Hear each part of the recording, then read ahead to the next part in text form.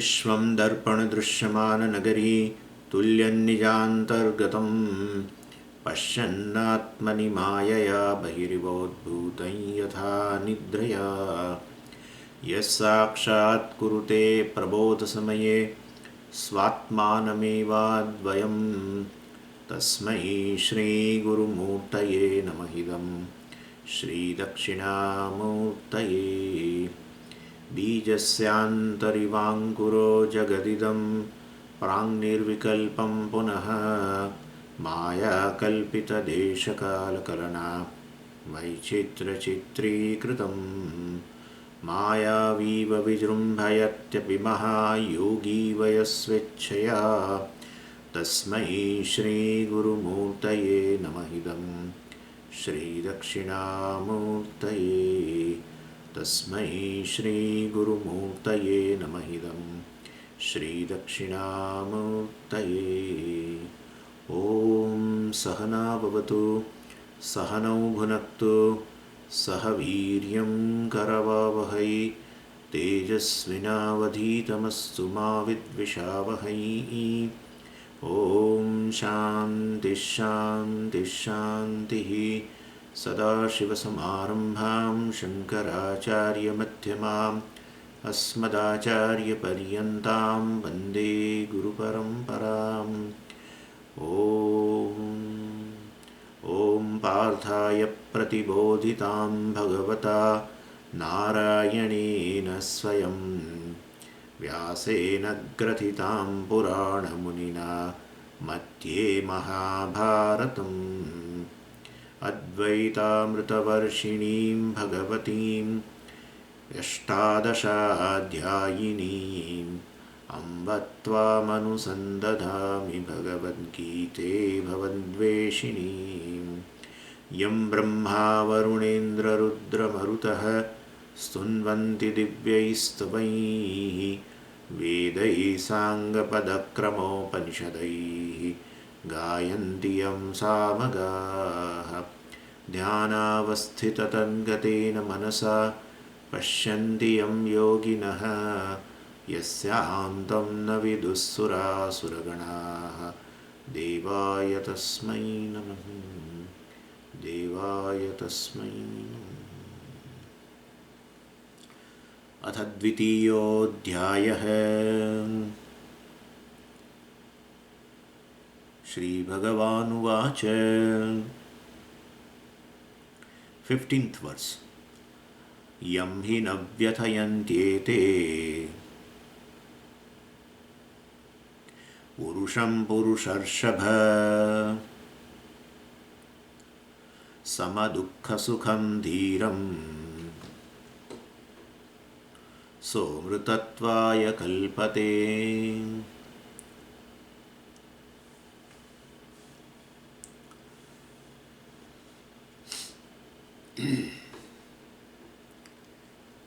So what's the reason of a sorrow where we are, that's a basic thing in the Bhagavad Gita, to highlight the reason of a sorrow and then later to remove the sorrow, what are the means.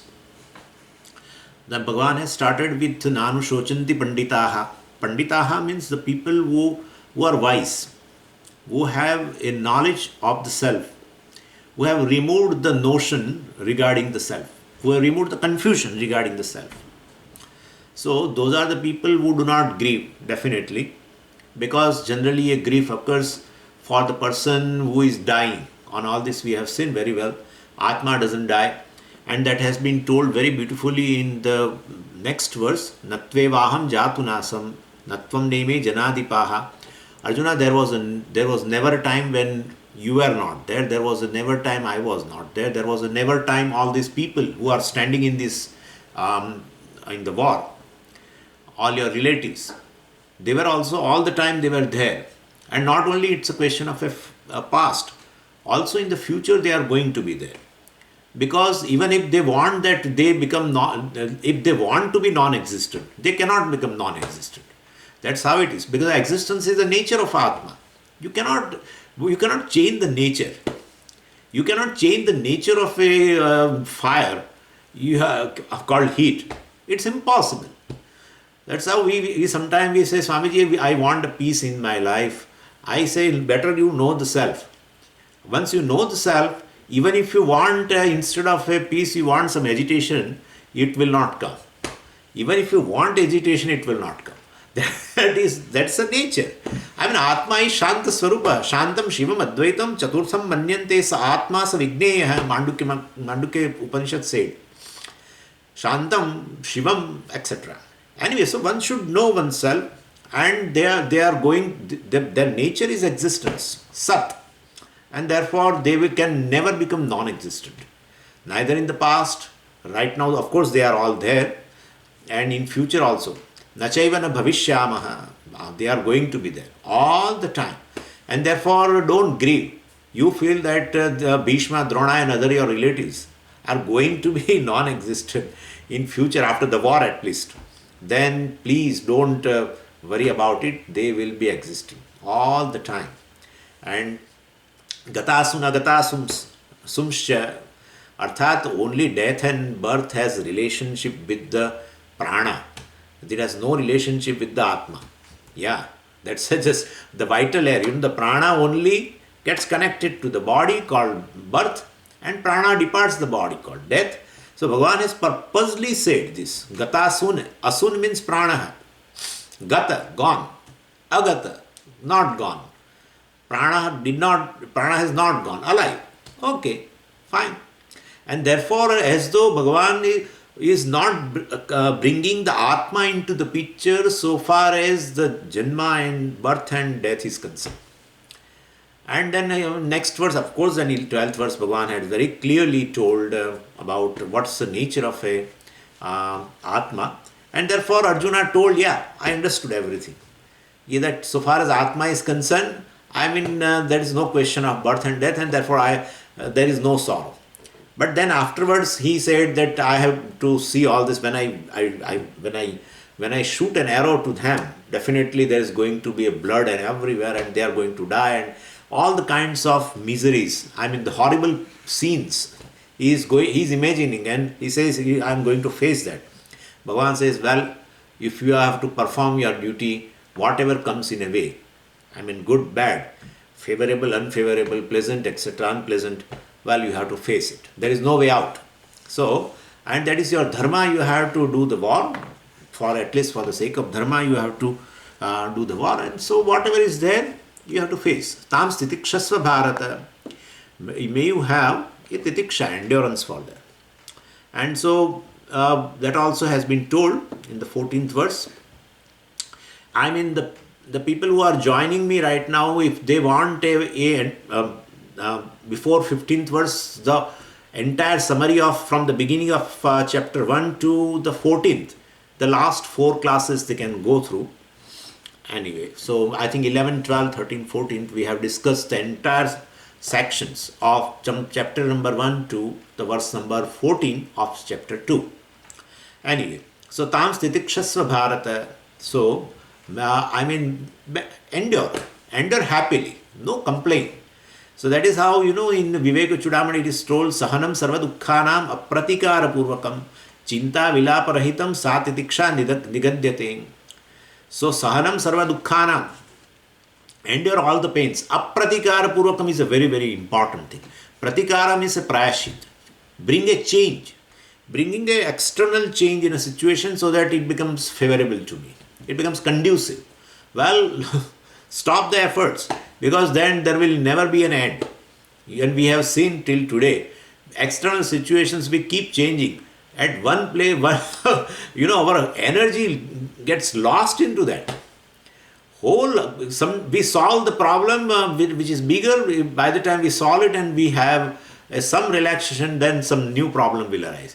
Well, that you solve, then the third problem arises. And so that is pratikara. That is called pratikara. Pratikara means a prayashit, some kind of an external change you want. Well, it will sap your energy entirely, and so better endure happily. Apratikara purvakam. Chinta vilaparahitam. Chinta means you should not have any complaint kind of a thing. Complaint should not be there. And therefore, complaint means either you complain to yourself No, generally it is told that whenever you talk to any person, before that, whatever you are going to talk to another person, the same thing you first talk to yourself. It always happens. Let me talk to him, at least to start with that, to yourself, and then you talk to others. Anyway, so sometimes chinta means murmuring inside. I cannot do anything. I have to endure. I don't know what is my fate. Let me show my birth chart to some astrologer. Only I am facing this problem. Ishvara is behind me. All this is called chinta. And vilapa means you go and complain to somebody. This is like that. This is like that. This is like that. When the situation will change, I don't know. All this. Chinta vilapa rahitam, devoid of all this. When you endure, well, you don't have an attitude of bringing an external change. Don't have an attitude. You are not anxious to bring external situation, changing the external situations to your favor. That's called titiksha. And it should not be there also so far as physical health is concerned. They say you have to basically endure certain amount of cold, certain amount of heat, etc. If people are very, very, very simple, little cold, they get little cold, they catch the cold, immediately they take some tablet or immediately, and all the time, even little heat they feel, they will always go for some cold drinks and this and that, all the time. A little fever, immediately take tablet. They say you are not allowing the body to develop the antibodies. So you should, that's how so far as in India, I remember, in the childhood, all the children should get vaccines. They give some 4 kinds of vaccines has to be given once the child is born, within few days. And those vaccines definitely bring lot of fever. If vaccines are given, if fever is not developed, there is something wrong. So they develop a fever. So they give certain vaccines, and that's how the antibodies in the system, because it's a new body, child's body. So he has to have that fighting system. So that should be developed, and therefore they give vaccines. And so when the fighting system is developed well, then he can protect himself in the future. So our fighting system should be allowed to fight. We don't allow. We take external medicines and everything and or try to create a situation, little heat outside, immediately they start air conditioner. And I have seen people in India, then they just can't stand a little heat. If they come sometime to the class which is in open, well, they cannot sit. They feel so uncomfortable. Because all the time in office, in the home, in the car, all the time air conditioner. And because India is hot, has a lot of, the summer is quite long and even very intense also. But what I'm saying is a little bit also, a unfavorable thing occurs. Immediately you change the situation. Try to change in your favor. This attitude definitely is not good. And so far as physical health is concerned, it is not good. It is told that if person has not developed an antibodies by not allowing the system to the various opposites, then this person, when he becomes old, since the fighting system is not enough, it's not enough equipped, this person in old age, by small even illness, he goes because could not fight. The fighting system was not allowed to develop because he has created the external situations in his favor. Outside heat means he will make it inside cold. If inside is feeling cold, then he will create some heat. Severe winter and everything, it's another thing. But I'm saying small discomforts we should allow in our life. It will develop our system physically or even in terms of mentally also. And people are very fragile, very, very fragile, even in mentally also. They cannot face a simple discomfort also. The simple discomfort at the mental level also, they become very, very upset. Well, such people cannot live happily life. That's because the world being what it is, today everything looks good, tomorrow, it keeps changing. As I told you in last class, the Kalidasa has very beautifully told, while talking about this, not titiksha as such, he has not mentioned word titiksha, but he told very beautifully that the whole world will go from one state to the other state, which I could not imagine before, that the whole world, how can it change? My world can change and it may have opposites, right now favorable, then unfavorable. But Kalidasa says the whole world will go from one state to other, favorable to unfavorable, pleasant to unpleasant, and current situation is an example of it. Current situation is an example in which you and me have not imagined the country's lockdown. Whole country locks down means it is beyond imagination, because the situation is of fear, situation is of a discomfort. And this Kalidasa has told before thousands of years that the whole world will go under from one state to the other. And so that shows that one should have a readiness to endure. And with such a background knowledge, well, definitely you can endure happily. If there is no background knowledge, one cannot endure happily.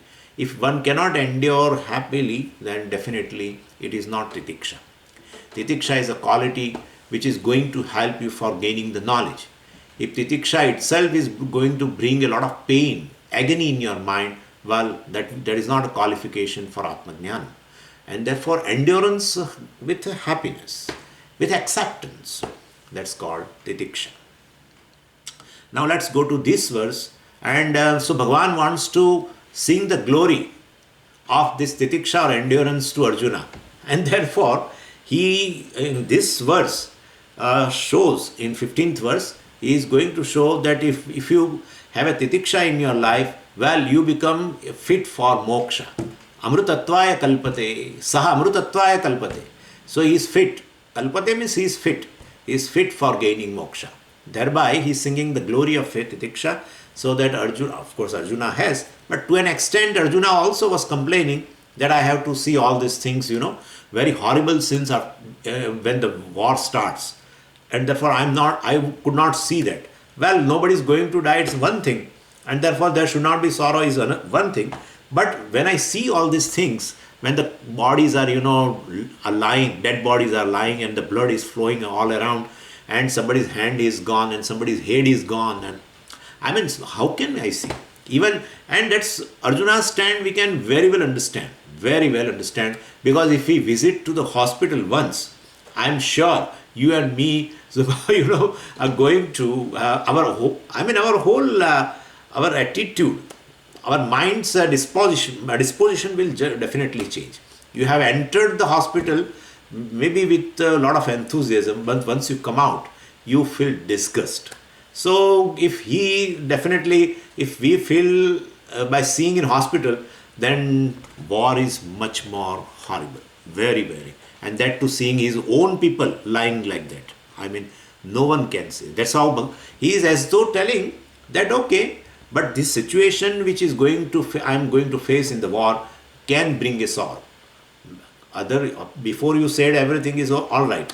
What he said, that Bhagavan said that no one is going to be non-existent, etc., etc. No one is going to die, etc.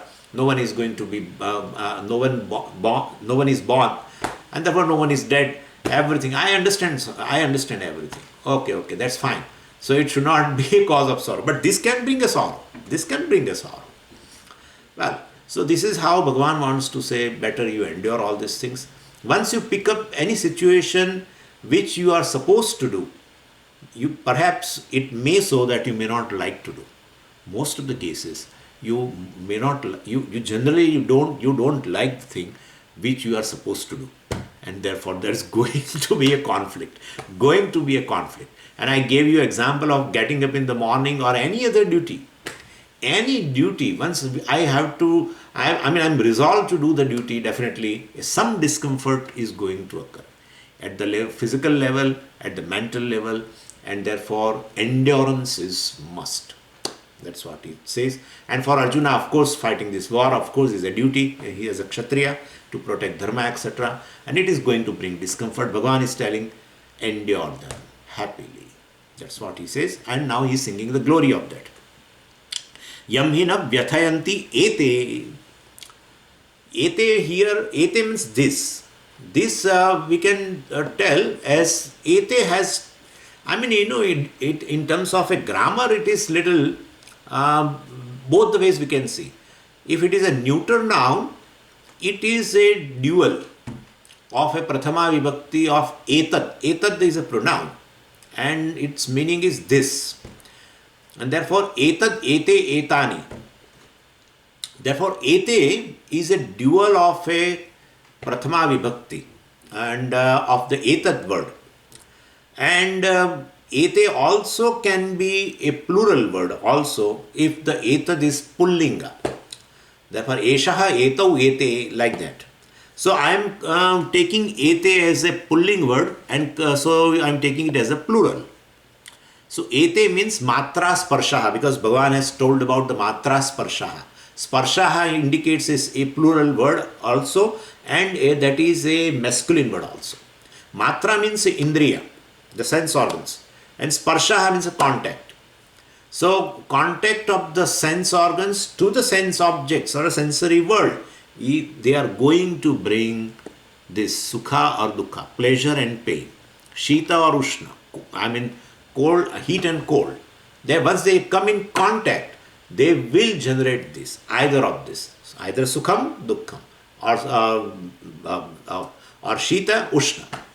Other things also will be there. Other pairs are there, or pairs of opposites are there. But let's say, so matra sparshaha ete yam hi na vyathayanti. These matra sparshas are, I mean, the contact with the sense objects, contact of the sense organs, do not deviate the person to the one who does not undergo deviation. This vyatha dhatu has a meaning, vyatha means to deviate. And from there the word vyatha is there in Sanskritam. Vyatha, the common meaning of vyatha is some kind of a problem, even external situation which is problematic. So vyatha means any kind of a problem, and vyatha also mean a illness. And anyway, but if we take illness as a meaning, well, we can explain that. Now, see, illness, there are two things, health and ill health. Right? Both are opposites. So this body, either it has a health, well-being, or it has ill health. Now what is the nature of the body? That's the thing. Ill health is the nature of the body, or health is the nature of the body? Health is the nature of body. Because how can you say health is the nature of body? Because health persists. And for health there is a word also in Sanskritam, swasthaha. Swas means sthitaha. Swa means one's own. Sthitaha, abidance. Abidance in own nature. So far as the body is concerned, abidance in one's own nature, that is the health. Because swastha shabda is there. And like grihasthaha, grihe sthitaha grihasthaha. One who remains in the home is grihasthaha. One who is abided in a household life is called grihasthaha. Bhumisthaha, one who abides, one who stands on earth is called bhumisthaha. Same way, swasthaha means one who abides in oneself. And in terms of body, that is swasthaha, and that is health. Health, swastha means health. So, body's nature is health. Illness comes and goes. Not illness is the nature of the body. Health is the nature of the body. When it deviates from the health, that's called illness. When health is deviated, the nature of the body called health deviates, then we call ill health. Ill health comes and goes, and doctor or medicines etc. don't bring health, they definitely remove the illness. No one brings health. There is no tablet in the world which brings health. There are tablets or medicine which removes the illness. So, which comes and goes is not my nature. Therefore, illness comes and goes, right? and so that's not my nature. Health is my nature. So here Vyatha in terms of the body is, Vyatha means deviation. So deviation from one's own nature, if you consider body, let's not talk about Atma right now. If we consider a body, then the Vyatha or deviation is nothing but the illness. That's how I have given you the meaning of the word Vyatha. One meaning I have given you is illness. Because illness comes and goes. Health all the time it is there, and it is overpowered by illness. It is overpowered. Never say health goes and ill health comes. Never. Swarupa or nature cannot go. It can be overpowered. It is overpowered. Anyway, so that is how one cannot bring the health. This just we can get rid of the illness, disease. So they beautifully said the illness is a vikruti. Vikruti means it's a parinama, it's a change. Illness is a change, and swasthyam or the health is called prakriti. Prakriti means nature. In Sanskritam, two words are there. Kindly remember that. Prakriti. Prakriti means swabhava, nature. Vikruti means a modification. Like I tell you, see, when milk undergoes a change and becomes curd or yogurt, we call it, there is a vikruti. It's called vikruti. And prakriti of a milk is what? Prakriti of a milk is a sweetness and its color and whatever. So that is its prakriti. So vikruti means a modification or a change. So body's prakriti is health. Body's svabhava, nature is health. And deviation from it or the change which is brought into that is called vikara, and that is ill health. So that is how ill health is called vikruti, and health is a prakriti so far as the body is concerned. So Vyatha, one meaning is over. Now let's come to the Atma. We are more interested in about this Atma. Here also in terms of Atma, there is a prakriti and vikruti. And prakriti means my nature. Well, now you know very well what is the nature of Atma. Nature of Atma is Satchidananda. That's the nature of Atma. Then that is his health. Yeah, that's his health. It swastha. I mean, Atma, when he abides, in one's own nature, when you abide in your one's own nature, that is health. When you deviate from that, that's ill health. And that is why when I go away from this ananda and have a sorrow, etc., we say it's a illness, etc. Anyway, when I consider myself as a mortal, as I said in the morning, when I consider myself as a mortal, so I am mortal is a disease. I am sorrowful is a disease. I am ignorant is a disease. Because that's not my nature. I have deviated from that. Now what kind of a deviation we have to know? These deviations are of two kinds. One is in which the object really changes. That's called vikruti only. Vikruti means parinamaha, means there is a real change. And I gave you example, of course, milk to yogurt is a real change in the nature of the milk. Now you won't find that sweetness, etc. It has definitely changed.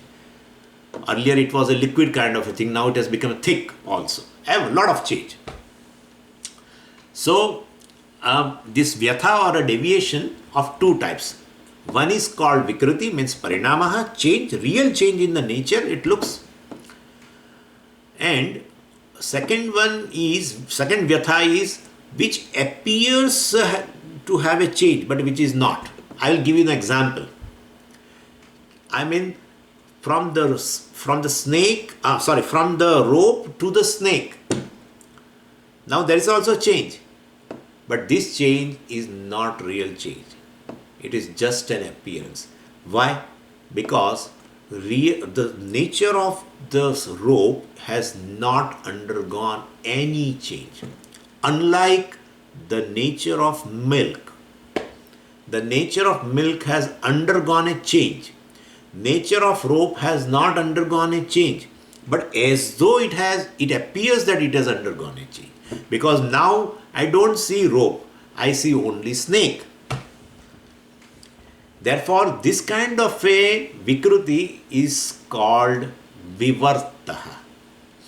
Vivartaha means a object without undergoing any kind of a change appears differently. Is called vivartaha. An object which undergoes a change really is called vikritihi. Vikritihi and vivarta, there are two, the one deviates from one's own nature by two ways. One is vikriti, and the example is milk to yogurt, and other one is vivarta, in which the object does not, its nature has not changed, it appears altogether different. Altogether different. You can imagine the rope is basically, it's innocent, it is non-poisonous. And snake looks poisonous. Rope is inert. Snake is a conscious entity, living entity. Altogether, it deviates as though totally, but not really, appears differently. Vikriti and vivarta.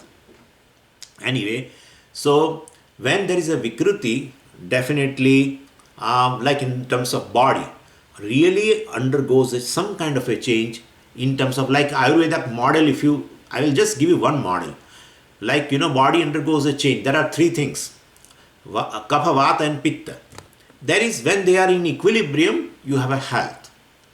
When there is a modification, called vikruti, either one of them is become predominant, well, there is illness.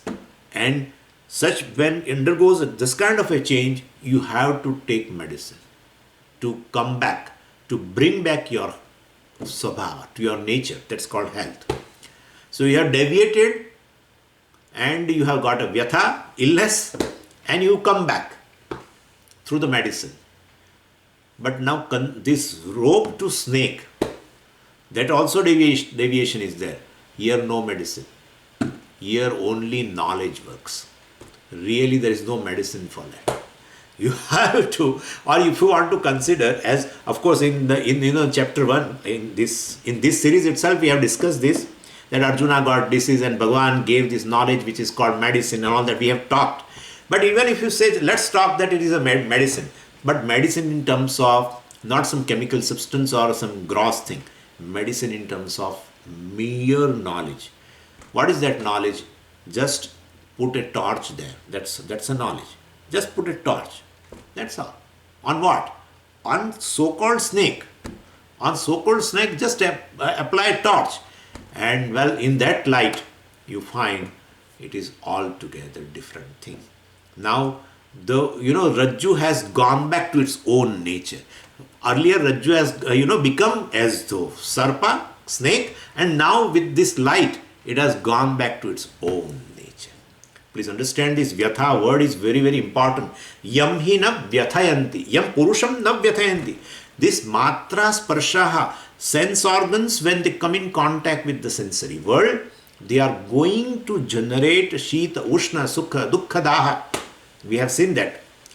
And they are going to generate. And yet they are generated in the mind, yet they are generated at the physical level. Still this person, he does not deviate from its nature. When is possible? When he has a knowledge. Could you follow what I am saying? When he has a knowledge, then definitely these things are not going to affect him. Not that he will not feel cold. He will not feel, heat. Not that, it's not that kind of a criteria. It doesn't bring the sorrow. Physical pain, if it doesn't bring the mental agony, well, you have crossed the samsara. Generally, any physical pain brings a sorrow in your mind. On top of the physical pain, you give some additional support to the physical pain. That brings sorrow. You start thinking, I gave you example, like person has met with an accident and definitely there is a physical pain because blood is coming out and he has some injury, he has some fracture also and everything. And people are taking him to the hospital in the ambulance itself, he starts thinking, I think somebody must have, done something to me. Otherwise, this cannot happen to me. Perhaps in morning puja, I have not shown arti to that Ganesha, and therefore Ganesha might have given this. Or 2 days ago, I have fought with this person. Perhaps, he must have cursed me. This or anything. Maybe I don't know why. What is happening to me? I don't know nowadays. My wife was also telling that now your birth chart shows that the planetary positions are is not proper. You are undergoing some kind of a this, and therefore please take care. Please take care. She was telling. I think she is right. All that, but I never listened to her. And then then only all this till he reaches hospital, he has piled up. He has piled up everything. Physical pain is there, but piling up is called sorrow. There is a pain and sorrow, there is an entirely different thing. So, this jnanam will not make you free from physical pain. All the Brahmajnanis, including Ishvara, has come on this planet and gone. And physical pain everyone was having. And I think we will not have that kind of a physical pain, and I hope also we will not be having. But the way Ishvara has undergone as avatara, pain, and the other people also, including Nala and Yudhishthira and all, so much pain, so much physical pain. We cannot describe. That's what I was telling you. If one has a doubt, one wants to come out from the impact of the physical pain, which generally leads to sorrow. If one wants to at least have a cushion, a space in between, one should definitely read Purana stories. Purana stories will show however great a person is, however great. All I am talking about in all the 4 yugas, all great people. A Nala or Yudhishthira or a Ramachandraji or a Shri Krishna or anybody. I am just giving few names. There are thousands and thousands. In Mahabharata and other Puranas, all the stories are there where they have faced both the situations. Sometimes favorable, more often than not, pain only. More often than not, pain. And such kind of pains we are not going to face. We are living in a world where, the human being's contribution is such, everything we have at our disposal. And, medical facilities are what not. In that, definitely, but even a small physical pain brings a ocean of a sorrow. If you have a certain chain of thinking, and person once enter into that chain, enter into that channel of thinking, well, then the end result is definitely sorrow. He ends up in a sorrow, tremendous sorrow. Simple thing also can bring a big sorrow in a person. So pain and sorrow are 2 different things. So here, the person who knows who he is, in terms of Atma, he is suppose a awakened person. He knows his real nature. Then definitely this contact of the sense objects, sense organs with the sense objects do not bring sukha or dukkha, pleasure or pain in mind. Definitely at the level of body, some comfort, discomfort, heat, cold, everything will be there. And if you can go inside, and at the level of a mind also, there will be this kind of a pairs will be there. In terms of, you feel, sometimes you feel an insult, and sometimes you get some respect, and all this. This is also at the ego level. So all these things will be there. But Atma is unaffected. So one who is aware of one's own nature definitely does not deviate, even though matra sparshaha, even though the sense objects come in contact, sense organs come in contact with sense objects. So, he is free from the sorrow. That's how Bhagavan is telling. And then the second part of this we are going to see is that suppose someone says, I don't have a knowledge, self-knowledge. How to tackle such situations, pleasure and pain and everything, so that I will be not affected, I will not deviate. Well, there are some other means also are there which can relatively keep you free. Well, I will talk that later. But first I will tell you that, in terms of Atma, if I want to know what is the health, I should know what is my nature. And then I can understand that what is deviation also. Health, deviation from this health also is what I can understand later.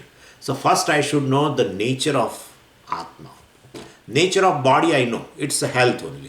So whenever there is a deviation, that's called ill health, I definitely cure it with the medicine, etc. And I can bring back to myself. I can bring health back to myself in as much as it manifests again, which was overpowered by the illness, now it will manifest. Health never goes.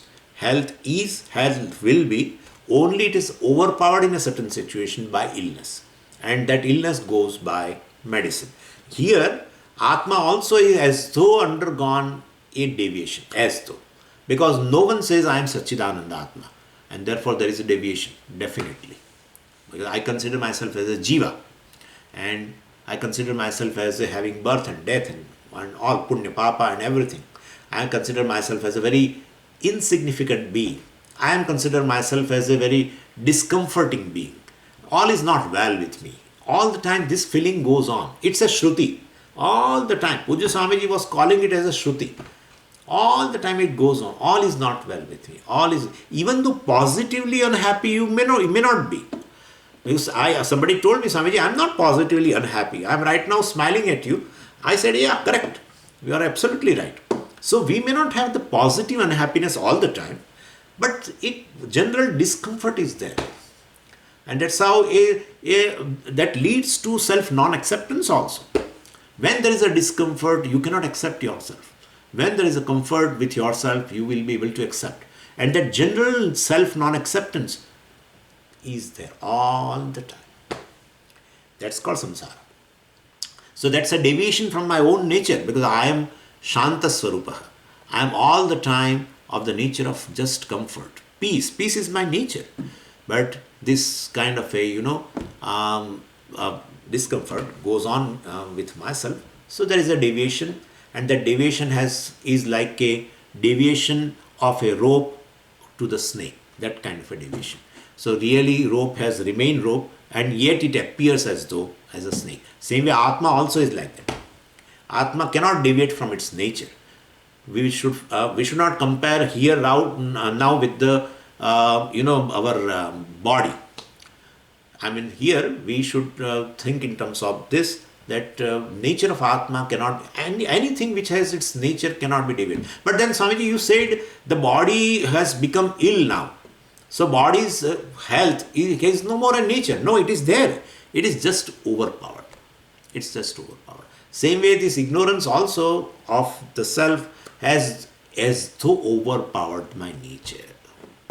Ignorance of the rope has as though overpowered the rope and brought about a snake. There is no real snake. Not that rope has transformed into snake.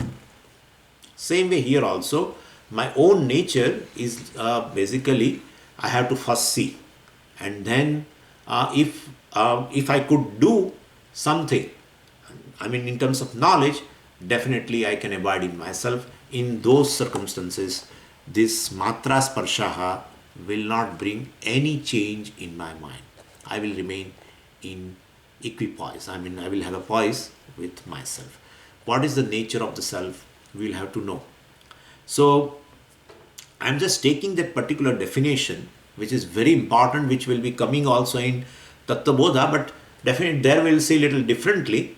Here we will see in terms of this, the one part of the Tattva Bodha definition of Atma is Sthula Sukshma Karana Sharirat Vyatiriktaha. That was the first part, in fact, in the definition of Atma.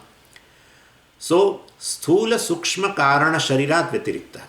Atma is the one which is distinct from all the three bodies. Which three bodies? The first is this gross body. Atma is distinct from gross body. Atma is distinct from subtle body. Atma is distinct from the causal body. Ignorance, etc. Distinct.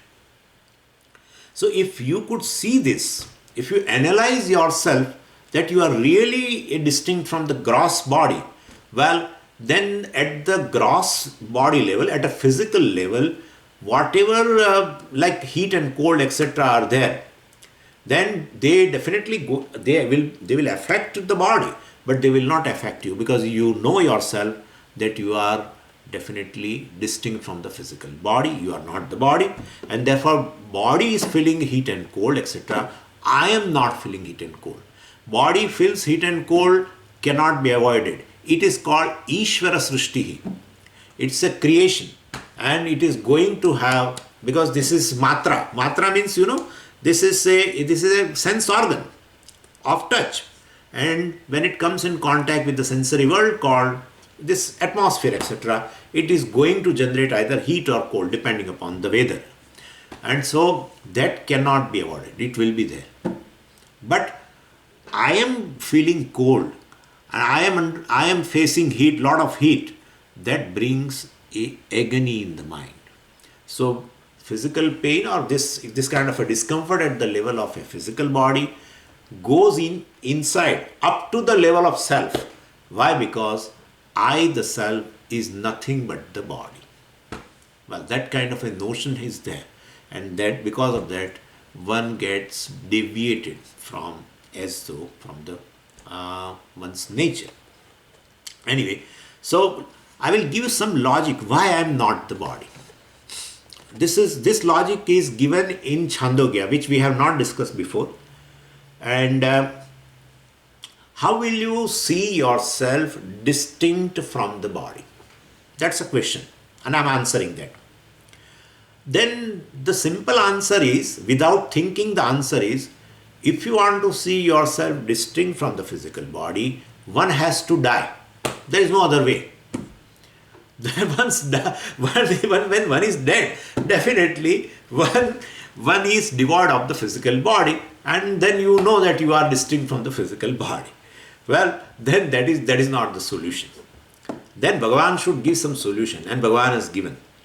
There is a one state of experience, and even the second state of experience proves that I am distinct from the physical body. Well, when you go to deep sleep state, and not only deep sleep state, in deep sleep state, when you have a new experience of dream state. In a dream state, definitely I am different from this physical body. Because in dream also there is a physical body. And whatever I am doing in a waking state through this body, I am able to do everything without this body in the dream state, with the dream body. That's also a physical body, right? But that physical body, like right now I am seeing you. Well, in dream also I will see the dream world. Perhaps I can bring you in the dream and I can see you there also. So it's possible. And I am seeing these trees outside right now in this waking state as a waker, along with the physical body. In dream state also I see the trees. Same trees I can see. So this physical body is, I consider it as a self. Well, that is not true. Even this body is not there, and some other body is there. That's a dream body. I am able to see, smell, touch, eat, go, everything. Swamiji, that is not this not looks very logical. Still, you are not able to prove. Yeah. But beautifully in Chandogya, it is told that this, the thing is, one more thing which of course I told you, that this physical body is lying inert on the bed. I just remind you, which we discussed, of course, when we were discussing the third verse, or I think 13th verse or something. I don't remember right now, but our Radhikaji has written on a few notes which I gave in satsang. See, very beautiful thing is, if somebody says, most of the people in the world believe the physical body as the self, physical body as the conscious being. And the argument is the consciousness is just it's a distinct entity compared to the physical body. And there we said the dream state itself is a example for that. Because the physical body is lying inert. It is not aware of itself, it is not aware of the world. So it is inert. Definitely it is inert. Yet, in a deep sleep state, you create a dream state, and you do the same thing which you were doing with the help of this physical body in a waking state. Now, if body is consciousness, but body is lying inert, body is just lying inert, then body is inert, and yet then what is that conscious being which sees and hears and everything does in the dream state? Who is that conscious being? Without conscious being, one cannot see, one cannot hear, one cannot eat, one cannot do anything. If this physical body is consciousness, but that is lying inert, then what is that consciousness? Or what is that conscious being which sees and does everything in the dream world? That shows this physical body is not consciousness. This body is not consciousness. Consciousness must be distinct from physical body. If consciousness is equal to this physical body, well, it cannot have a dream state.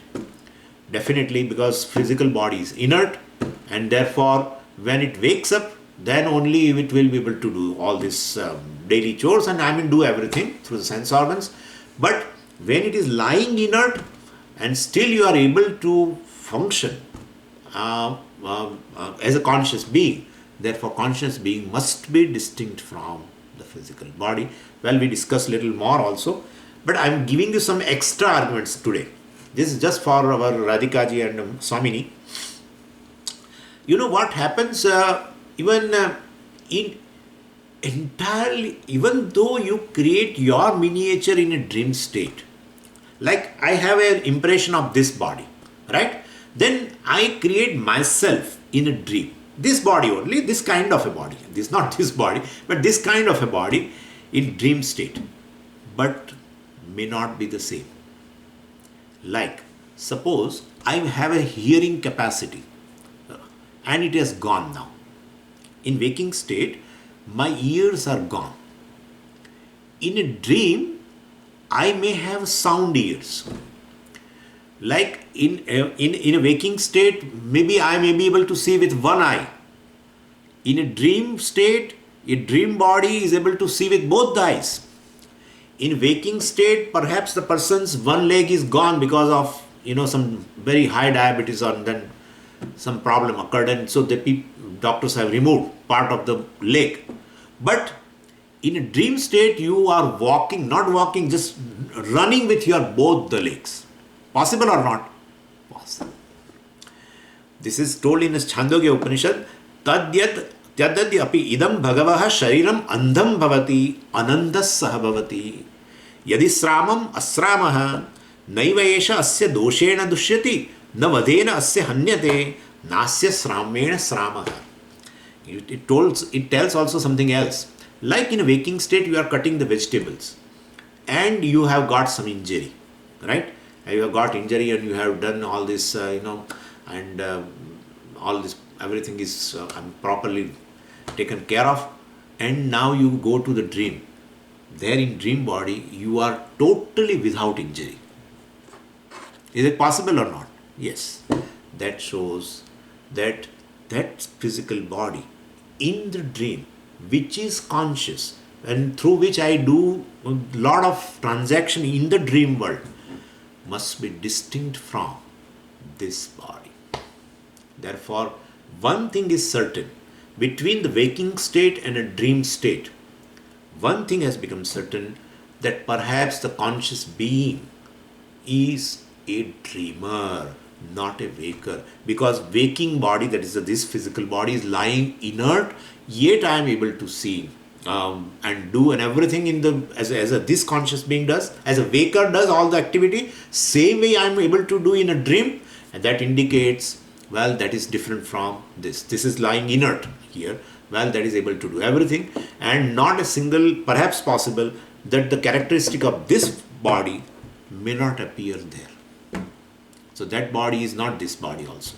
And that body is conscious, this body is inert. So at least this gross body is not me. That much is certain, right? This gross body is not me, because if this gross body is consciousness, well, definitely there would not be any other conscious being to experience anything in the world. But I am able to experience the dream world with a dream body. Therefore, the conscious being must be distinct from the physical body, which is appearing right now very inert in a deep sleep state. And this is one thing. So maybe somebody said, yes, it is correct that the dream person, or let us dreamer may say the one who is conscious of a dream body, identified with the dream body, etc. So the dreamer may be the Atma. And when dreamer, in a waking state, when it identifies with the gross body, then dreamer is able to experience this gross world. And when gross body goes to the sleep, then the dreamer experiencing his own world. Let's take. So I am able to accept that waker is not basically a Atma. I mean, the consciousness along with this body, physical body, is not Atma. I am able to appreciate it. But maybe the dreamer is a Atma. And in waking state also I am able to experience everything, because the same dream body, not dream body, I mean the dreamer, and along with who has identified with the subtle body, I mean gets identified with the gross body and experiencing this. Why not that way? Then we have to say there is a third state also, in which even this so-called subtle body also resolves. Of course, dream is created by the mind, and therefore some people may say even the mind is Atma, and with that mind also is present in the waking state also, and therefore even gross body is not Atma, but the subtle body, and along with the mind, that is one of the component, is Atma. Let's say that way. Why not that way? We say even when you go to one more state, you will find the mind also is resolved, and that has been beautifully told in the Chandogya Upanishad.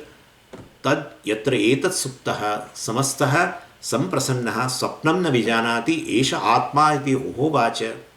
This was a discussion in between Brahmaji and Virochan, and Indra has come for a Brahma Vidya to Brahmaji, and at time this was a conversation. So when he has entered into a deep sleep, now there is no more a dream, including mind, all the other instruments also are resolved, and therefore basically everyone has, all the things have resolved. Then there must not be anything in the deep sleep state, but there is a conscious being who is there to experience the deep sleep state, and therefore the consciousness is devoid of even mind or a subtle body. Consciousness is devoid of even the gross body, and consciousness is just there as only associated with the so-called causal body called ignorance, etc. That is there. And well, when he gets up, and that's how he says Sukhamaham aswapsam nakinchid avedisham, etc., etc. I didn't know anything. So he is identified with the ignorance, etc.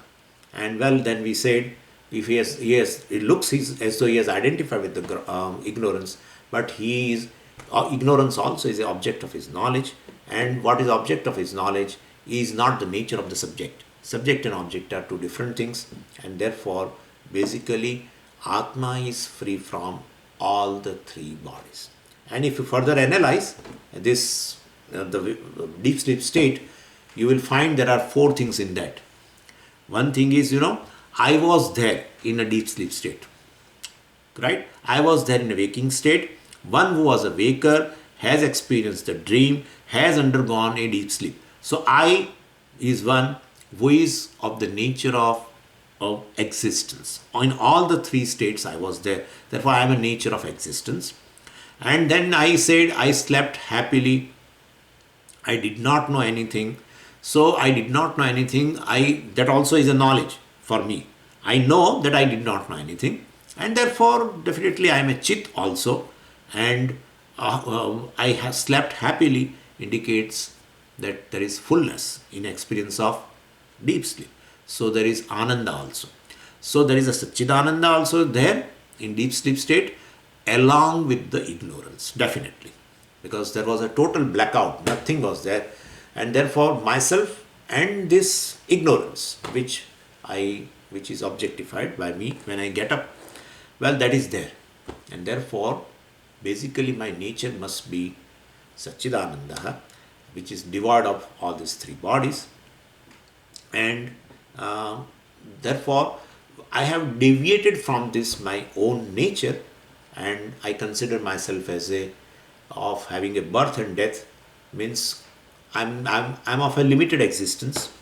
And then I consider myself as ignorant. Instead, I'm a knowledge, by the way, I'm just a consciousness, but I consider myself as a ignorant. And the third thing is, I consider myself as a limited being, not a full being, and therefore unhappy also. And therefore, it's totally deviated from my nature. From Sat Chit Ananda, instead of that, I take myself as Asat, Achit, and Ananda. So that deviation is due to ignorance, which is right there, even in a deep sleep state. And therefore, the ignorance brings this kind of a deviation. When ignorance brings deviation, that is not a real deviation. It's called vivartaha. Like ignorance of the rope brings the deviation, and it creates an entity called sarpaha. And same way snake. Same way ignorance of myself, real nature, has brought about this jivaha. So this is how the things are. And so if once you know this, your nature is free from all the three bodies, then definitely at the level of a body, whatever is happening, I am not going to be affected by it. And there is of course Satya Mithya thing also is there. We will see that tomorrow. Om Purnamadah Purnamidam Purnat Purnamudachyate Purnasya Purnamadaya Purnameva Vashishyate. Om Shanti Shanti Shanti. Harihi Om Shri Gurubhyo Namaha. Harihi Om.